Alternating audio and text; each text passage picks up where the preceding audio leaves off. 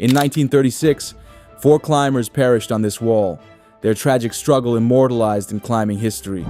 The Eiger North Face, nicknamed Mordwand or Murder Wall, has claimed over 60 lives, with some victims still lying in its icy grip.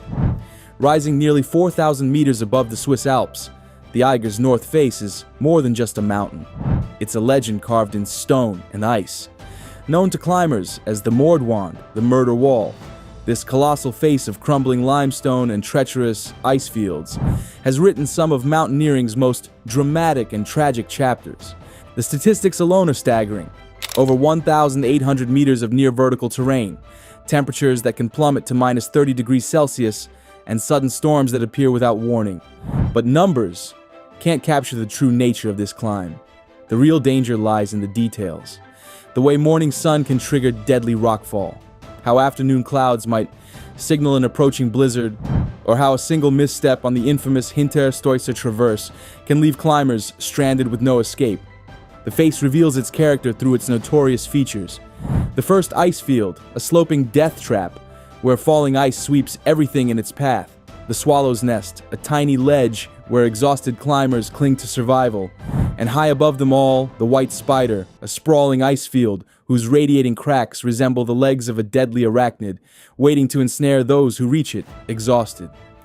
Modern climbers face new challenges their predecessors never imagined. Climate change has transformed the face, melting ancient ice routes and destabilizing rock formations. The 2006 collapse that sent 700,000 cubic meters of mountain crashing down serves as a stark reminder that the Eiger is still evolving, and not in ways that favor human passage. Yet the siren call of the Nordwand remains irresistible. Each year, elite alpinists push the boundaries of what's possible. Speed climbers racing up in under 3 hours, winter ascents in punishing conditions and daring new routes through untouched terrain. Their achievements stand on the shoulders of legends like Harrer and Harrer, who first conquered the face in 1938 through sheer determination and luck. But the mountain always has the final say. For every success story, there are haunting tales of those who didn't make it. Hey, real quick, when was the last time you did something unforgettable? Viator makes it crazy easy to book real adventures. Everest Base Camp, Kilimanjaro, Tokyo, everything. I actually used it myself, and no joke, best decision I've ever made.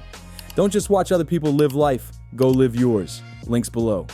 Their names memorialized in climbing history, their gear still embedded in the ice as grim markers.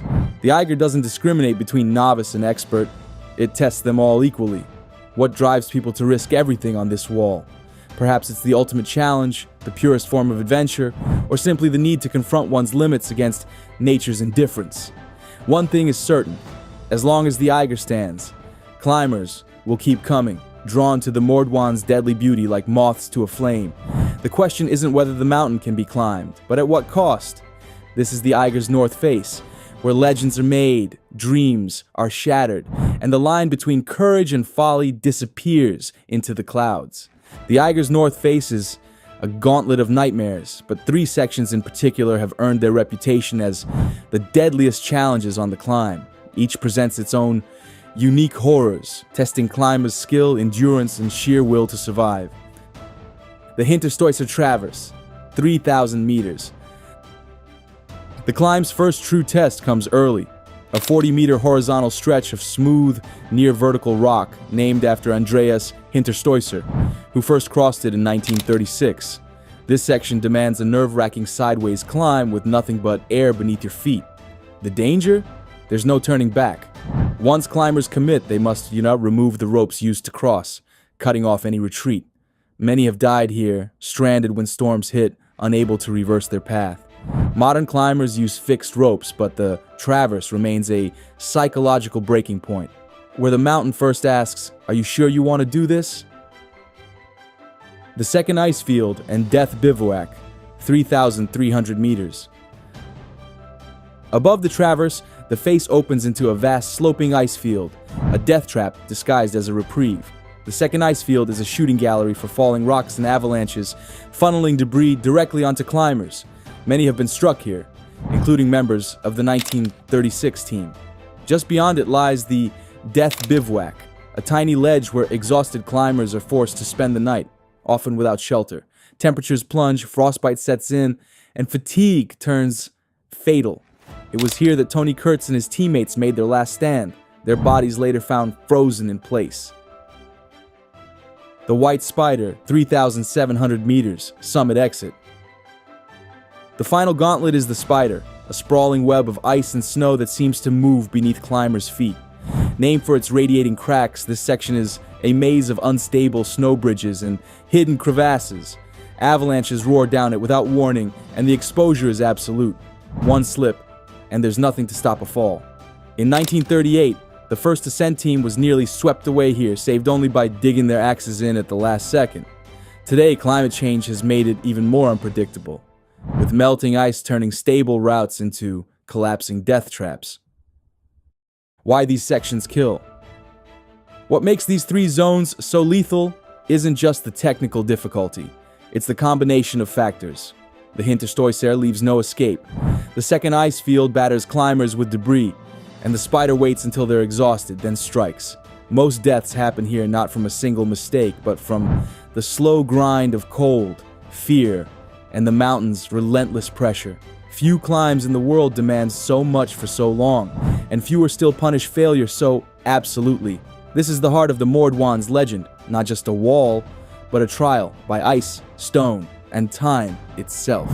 The Eiger North Face doesn't just kill, it does so with cruel precision, teaching brutal lessons that each generation of climbers must relearn. These are not just accidents, but cautionary tales written in ice and stone. 1936. Tragedy. The mountain's infamy was cemented when four young climbers, Tony Kurtz, Andreas Hinterstoisser, Willy Angerer, and Edie Rayner, became trapped during their pioneering attempt. Their fatal mistake, underestimating the face's microclimate. When Angerer suffered a skull fracture from rockfall, their retreat became a death march. The critical error came at the Hinterstoisser Traverse. Having removed their ropes during the initial crossing, they couldn't recreate Hinterstoisser's daring pendulum maneuver in retreat. As temperatures plummeted to minus 30 degrees Celsius, Kurtz dangled for hours within sight of rescuers, his final act sawing through his frozen gloves with a pocket knife before succumbing. The mountain kept their bodies for years, some still unrecovered. 1957. The Corti disaster. Italian climber Claudio Corti's solo attempt ended in one of the most spectacular rescue operations in alpine history. Stranded at 3,500 meters for 6 days, his plight became a media circus.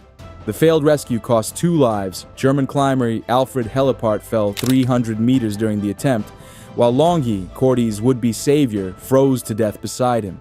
The disaster exposed the limitations of mountain rescue and sparked debates about climber responsibility that continue today. 1961, the miracle of the frozen rope. Not all lessons come from deaths. When American John Harlan's rope froze solid during a storm, he performed one of the most daring escapes in Eiger history.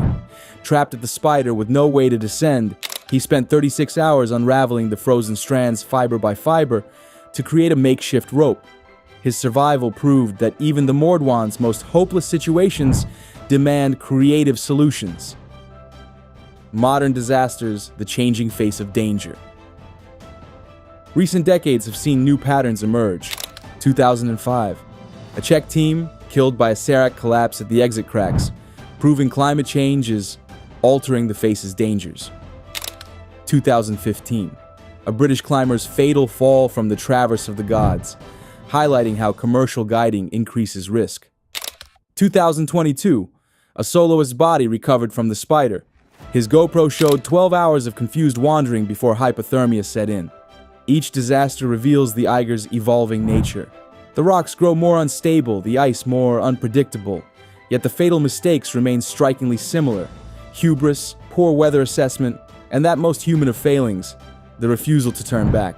The Mordwand's victims all share one tragic trait. They believe just enough in their own skill to die trying. These aren't just stories of failure. They're the accumulated wisdom of 9 decades written in blood. Every modern climber who survives does so, standing on the shoulders of those who didn't. The face hasn't gotten safer. We've just gotten better at reading its moods. But as the memorial plaques in Grindelwald testify, the Eiger always has the final say. The Eiger does not care who you are. It does not care how strong you are, how prepared, or how determined. It has watched climbers come and go for nearly a century, some victorious, most humbled, and many never returning at all.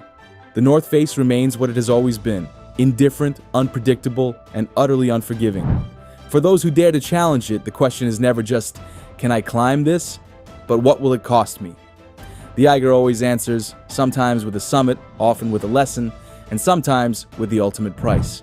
This is the Mordwand, the murder wall, and its story is far from over.